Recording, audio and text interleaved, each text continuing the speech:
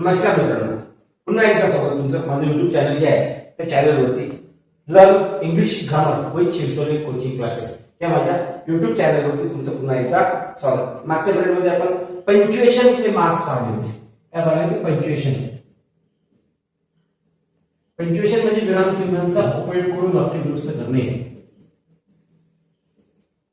विरामचिन्हांचा उपयोग विरामचिन्हांचा उपयोग फक्त तुम्हाला रायटिंग करताच नाही तर तुम्हाला स्पेलिंग करता, लिखाणांकरता, त्यानंतर प्रोनाउन्सिएशन करतो. याचं कारण असं आहे की प्रोनाउन्स करताना सुद्धा आपल्याला कुठं थोडासा पॉज घ्यायचा असतो, कुठं आपल्याला इन्व्हर्टेड कॉमा वाक्य टाकायचं असते, कुठं आपल्याला थोडासा पॉज, कुठं लॉंग, कुठं तुम्हाला सेट किंवा सेटिफिकेट तुम्हाला कोणाचा उपयोग करणं पडत असतो. ते सर्व पंक्च्युएशन मार्क्स मध्ये येत असते. त्याचबरोबर वर्ग 8वा असेल तर 7वा, 8वा, 9वा, 10वा या चारही वर्गांकरता स्पेशली अभ्यासाला असणारा हे टॉपिक आहे विरामचिन्हांचा उपयोग. लक्षात ठेवा, हा विरामचिन्हांचा उपयोग जर तुम्हाला करता आला तर तुमची रायटिंग जी आहे रायटिंग चांगली सोपी होत असते. त्याचबरोबर तुमची रायटिंग स्किल इन्हान्स होत असते. तुमची स्पीच रायटिंग असो, समरी असो, रायटिंग स्किल असो किंवा इन्फॉर्मेशन ट्रान्सफर असो, नॉन व्हर्बल टू व्हर्बलचा भाग असो, याच्यामध्ये तुम्ही चांगल्या प्रकारे रायटिंग करू शकता, चांगल्या प्रकारे तुम्ही लिहू शकता. त्याकरता पंक्च्युएशन हा मार्क्स त्यांनी सांगितलेला आहे. आता पंक्च्युएशनचे आपण पाहणार पहिल्यापासून सर्वात आधी आपण मागच्या पिरियडला जे पाहिलं होतं की सर्वात आधी आपण कॅपिटल लेटर हा भाग पाहिला होता. कॅपिटल लेटरला आपण कुठल्याही प्रकारचं साला साईन देऊ शकत नाही की अशा प्रकारची साईन, परंतु त्याला मराठीमध्ये आपण विचार केला आहे इट इज मोठं मुळाक्षर असं म्हणू शकतो आपण त्याला. मोठे मुळाक्षर काय म्हणतो त्याला? मोठे मुळाक्षर असं त्याला शब्द आपण दिलेला असतो. आता या मोठ्या मुळाक्षराचा उपयोग आपण कुठे करत असतो. आपण मागच्या व्हिडिओमध्ये जे कॅपिटल लेटर्स पासून तर ब्रॅकेट पर्यंत पाहिला आहे ते सर्वांचा आज थोडक्यात आणि शॉर्ट मध्ये आपण अभ्यास पाहणार आहोत. तर मोठं मुळाक्षर नेमकं तुम्हाला मोठ्या मुळाक्षराचा उपयोग तुम्हाला एक्झॅक्टली कुठे होत असतो. आपण पाहतो कॅपिटल लेटर्स प्रामुख्याने जनरल वाक्यात तुम्हाला उठलं कुठे कॅपिटल लेटर दिसते, कुठे स्मॉल लेटर दिसते, मग एक्झॅक्टली कॅपिटल लेटरचा उपयोग कुठे आहे. तर कंडिशन नंबर 1 काही कंडिशन्स आहेत त्याच्याकरता. अटी आहे. कंडिशन नंबर 1, पहिली पहिल्या कंडिशन मध्ये आपण पाहिलं की प्रॉपर नाउन असतात. जे प्रॉपर नाउन असतात, प्रॉपर नाउन म्हणजे मराठीमध्ये आपण विशेष नाम असं म्हणत असतो. हे विशेष नाम असतात, त्या विशेष नामाचं आद्य अक्षर म्हणजे सुरुवातीचं अक्षर नेहमी आपल्याला कॅपिटल काढायचं असते. प्रॉपर नाउन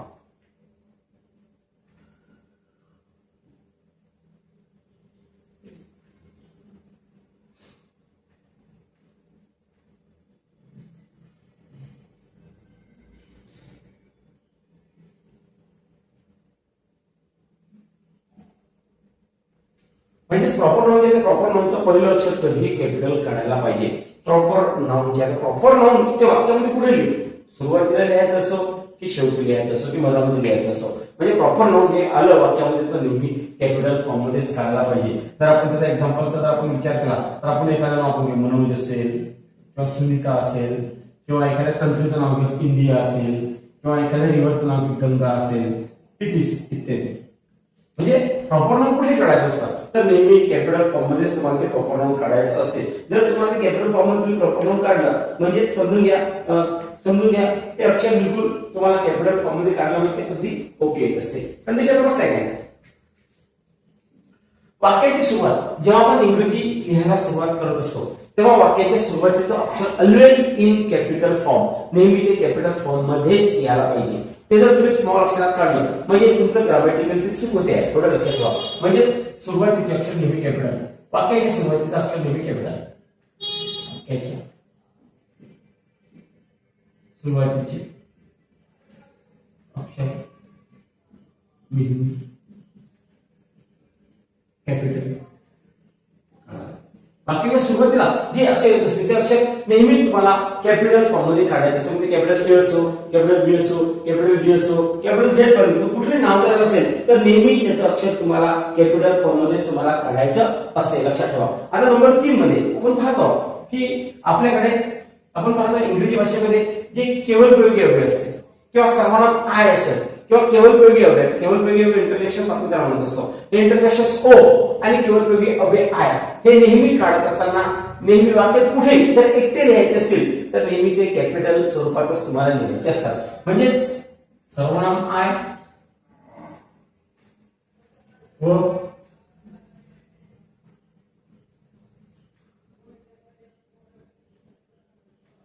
शब्द ओ नेहमी कॅपिटलच लिहावे.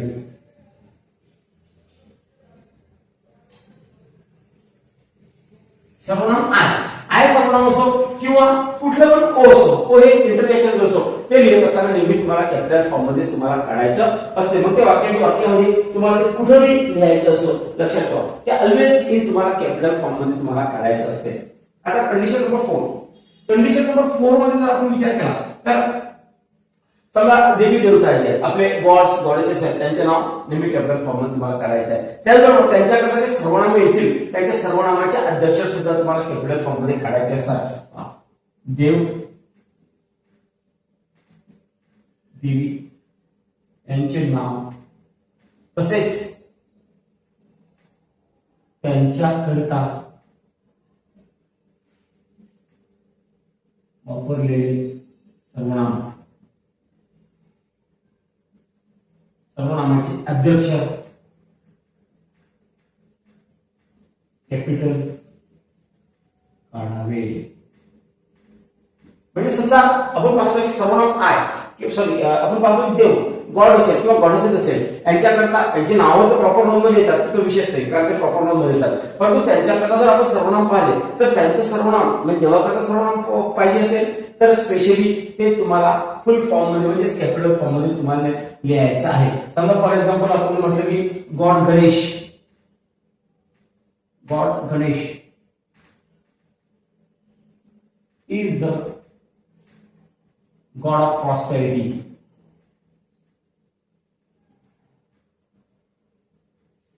गॉड गणेश हा प्रॉस्पेरिटीचा देव आहे, म्हणजेच बरोबरीचा देव आहे. आता त्यानंतर समजा त्यांच्याकरता गॉड गणेश करता म्हणजे देव गणेश करता जर आपल्याला सर्वनाम लिहायचं असेल तर ते नेहमी आपण कॅपिटल करायला पाहिजे. He is the son of Lord Mahadev. की जे महादेव आहेत ते महादेवाचे ते चिरंजीव आहे. म्हणजे मला सांगायचं आहे की तुमचं देवतांकरता जेही कोणतं तुम्ही सर्वनाम वापरसाल ते सर्वनामाचं नेहमी पहिलं अक्षर तुम्हाला काय करायचं आहे, कॅपिटलच काढायचं असते, लक्षात ठेवा. ओके, 5 नंबर कंडिशन बघूया कॅपिटल फॉर्म्स मध्ये काढण्याकरता 5 नंबर कंडिशन्स मध्ये काय सांगितलं आहे. 5 नंबर मध्ये आपण पाहतो की काही किताबे असतात, ते बक्षीस असतात, त्यांचं अध्यक्षर तुम्हाला नेहमी कॅपिटल फॉर्म मध्येच काढायचं असते. बक्षीस असो अध्यक्षर असो त्यांचे बक्षीस असो किताबे असो. बक्षीस म्हणजे आपण म्हणतो की पद्मश्री आहे, पद्मभूषण आहे, पद्मविभूषण आहे, परमवीर चक्र आहे, भारत रत्न आहे, यांचे जे अध्यक्षर असतात त्यांचे अध्यक्षर नेहमी तुम्हाला कॅपिटल फॉर्म मध्ये काढायचे असतात. म्हणजेच नंबर 5 मध्ये काही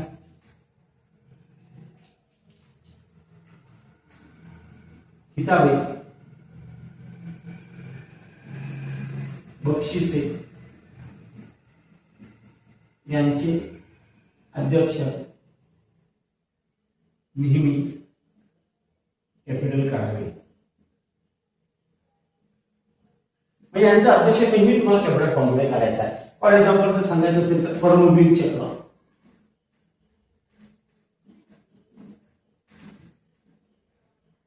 पद्मश्री,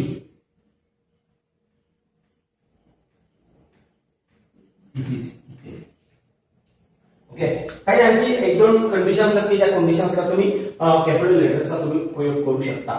आता आपल्याला सेकंड नंबरचा जो ही कोणता सेकंड नंबरचा आपल्याला पंक्च्युएशन मार्क आहे ते पंक्च्युएशन मार्क पाहायचा आहे. आणि ते सेकंड नंबरचा पंक्च्युएशन मार्क आहे पूर्णविराम, फुल स्टॉप. हा कॅपिटल लेटर झालेला आहे. ओके, नंबर सेकंड मध्ये तुम्हाला काय सांगता येतं, फुल स्टॉप, पूर्णविराम. या पूर्णविरामचा उपयोग तुम्ही कशा प्रकारे करता, फुल स्टॉपचा उपयोग तुम्ही कशा प्रकारे करता म्हणजे कुठे कुठे करत असतात. फुल स्टॉपचा जनरल उपयोग आपण पाहतो आजकाल रायटिंग करत असताना तुम्ही कुठेही कुठल्या सूत्राची तुम्ही पट्टीची पेन टेकून देता. कुठे कुठल्याही आपण लिखाण करताना जर आपण पेन टेकवतो आणि पेन टेकवला मग त्या ठिकाणी तो पूर्णविराम होत असतो. तो ऍब्सोल्यूट रॉंग आहे, तो ऍब्सोल्यूट चुकीचा आहे. मग आता तुम्हाला पूर्णविरामचा उपयोग करत असताना तुम्हाला एक्झॅक्टली कुठे कुठे करायचा आहे त्याच्या 3-4-5 अशा प्रकारचे कंडिशन्स आहेत. त्या कंडिशन्स पाहून घेऊ आपण. सेकंड नंबरला मार्क आहे फुल स्टॉप. आता फुल स्टॉप ने भारताचं चिन्ह दिलेलं आहे, अशा प्रकारचं चिन्ह आहे आणि याला मराठीमध्ये म्हणतात पूर्ण विराम. याला म्हणतात पूर्णविराम. माझ्या पूर्णविरामचा उपयोग तुम्ही कुठे करू शकता, पहिल्या नंबरची कंडिशन पूर्णविरामचा उपयोग कंडिशन नंबर 1, पूर्णविरामचा उपयोग विधानार्थी वाक्याच्या शेवटी आणि आज्ञार्थी वाक्याच्या शेवटी तुम्हाला पूर्णविरामचा उपयोग करायचा असतो. विधानार्थी वाक्याच्या शेवटी आणि आज्ञार्थी वाक्याच्या शेवटी.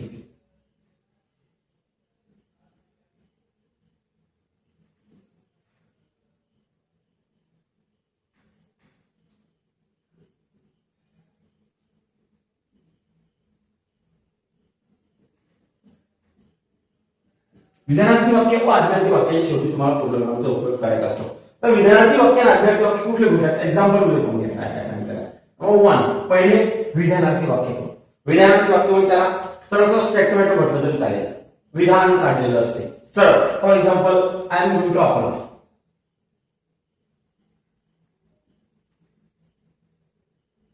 मी अप्लायला जाते, विधानार्थी वाक्य आहे. काय विधानार्थी वाक्य शेवटी आपण पूर्णविरामचा उपयोग केला आहे. इतर पूर्णविराम तुम्ही दिला नाही आणि वाक्य ग्रामॅटिकली बरोबर होत नाही. समजलं आहे. तुम्हाला जर काढायचं असेल तर समजा ओपन द डोअर, दरवाजा उघड, हे वाक्य आज्ञार्थी वाक्य आहे आणि आज्ञार्थी वाक्याच्या शेवटी आपण पूर्णविरामचा उपयोग केलेला आहे. आज्ञार्थी वाक्य का बरं आहे? कारण त्या वाक्याची सुरुवात जनरली कशाने झालेली आहे? त्या वाक्याची सुरुवात ही मुख्य क्रियापदाने झालेली आहे आणि कोणतेही वाक्य जे वाक्य मुख्य क्रियापदाने सुरुवात होत असते त्या वाक्याला आपण आज्ञार्थी वाक्य असं म्हणत असतो. लक्षात ठेवा. म्हणजे दोन्ही प्रकारचं वाक्य, जे विधानार्थी वाक्य असो आज्ञार्थी वाक्य असो, याच्या शेवटी तुम्हाला पूर्णविरामचा उपयोग करायचा असतो. नंबर 2, दुसरी कंडिशन कोणती? तुम्हाला जेव्हा तुम्ही नावाचे शॉर्ट फॉर्म करत असता है ना, नावाच्या अध्यक्ष लिहिल्यानंतर शॉर्ट फॉर्म जेव्हा तुम्ही करत असता तेव्हा त्याच्या अध्यक्षानंतर तुम्हाला पूर्णविराम त्या ठिकाणी देणं असतो. म्हणजे नावाचा संक्षिप्त रूप लिहिताना, नावाचे संक्षिप्त रूप लिहिताना, नावाचे संक्षिप्त रूप लिहिताना फॉर एक्झाम्पल मध्ये जर तुम्हाला म्हटलं की आपण पाहतो की S.R. तेंडुलकर,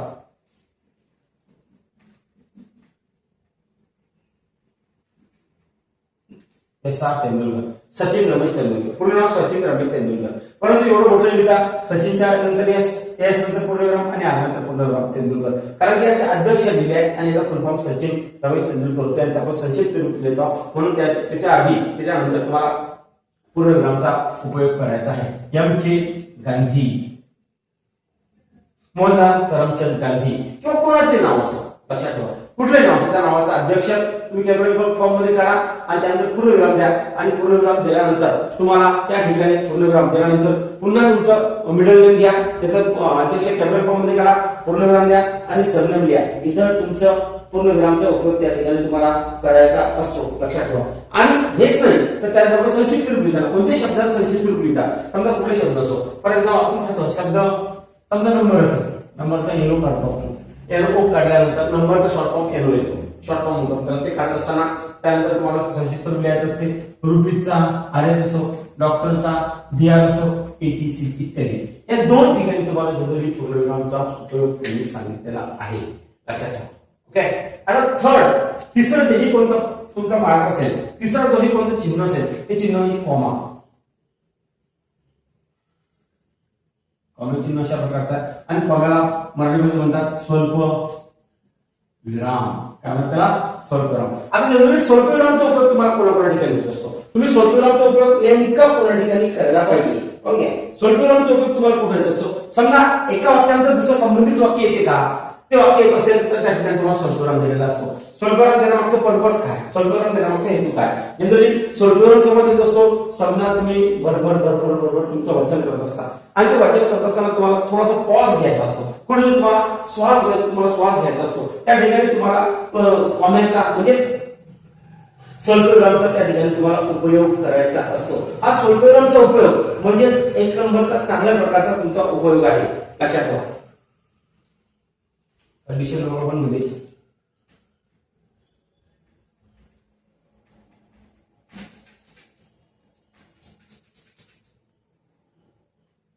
एकाच वाक्यामध्ये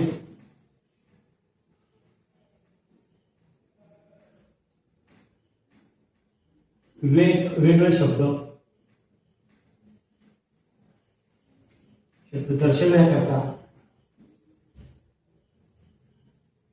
दर्शवण्याकरता स्वल्पविरामचा उपयोग होतो.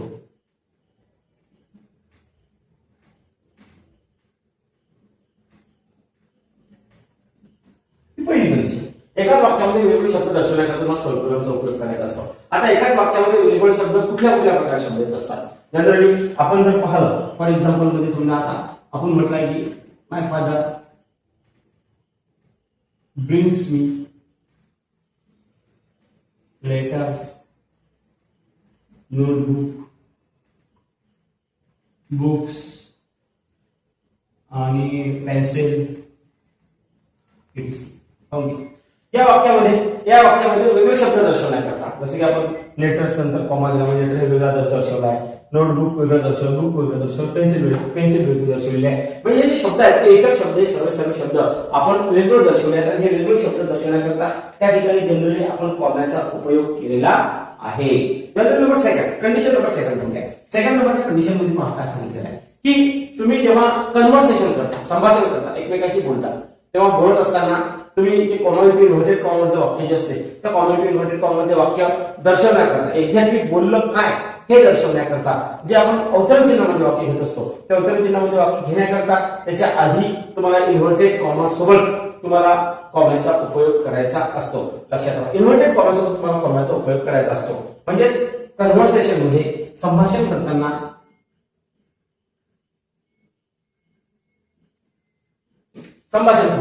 आता संभाषण करताना इन्व्हर्टेड कॉमाच्या सोबत तुम्हाला उपयोग करायचा असतो. फॉर एक्झाम्पल जर तुम्हाला म्हटलंय की राम सेड, राम म्हणाला, आता हे म्हणाला हे पुढचे शब्द घ्यायचे पण त्याच्या आधी तुम्हाला इथं कॉमा इंटू इन्व्हर्टेड कॉमा टाकायचा आहे आणि तुम्हाला खाली कॉमा द्यायचा. इथं तुम्हाला इन्व्हर्टेड कॉमा मध्ये कॉमाचा उपयोग करायचा असतो.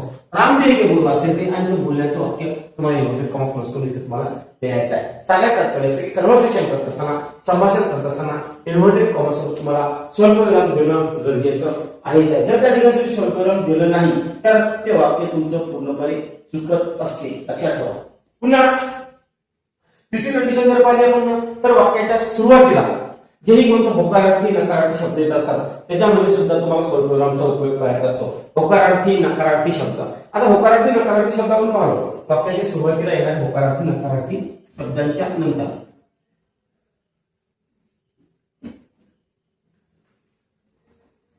सुरुवातीला येणारे होकारार्थी व नकारार्थी शब्दांनंतर वाक्याच्या सुरुवातीला येणारे होकारार्थी नकारार्थी शब्दाच्या नंतर पहा तुम्हाला फॉर एक्झाम्पल जर घेतला आपण काय म्हणतो yes I agree with you, हो मी तुझ्यासोबत सहमत आहे. किंवा number 2 no I don't want your help, your help नाही मला तुझी मदतीची गरज नाही. म्हणजे पहा दोन्ही वाक्य की जे पहिले होकारार्थी वाक्य आहे यस आणि दुसरा आहे नो याच्यानंतर आपण कशाचा उपयोग केलेला आहे त्या याचा उपयोग केलेला आहे कॉमाचा उपयोग केलेला आहे. पहिलं होकारार्थी दर्शवण्याकरता आणि दुसरं नकारार्थी वाक्य दर्शवण्याकरता तुम्हाला याचा उपयोग करायचा आपण याचा उपयोग केलेला आहे.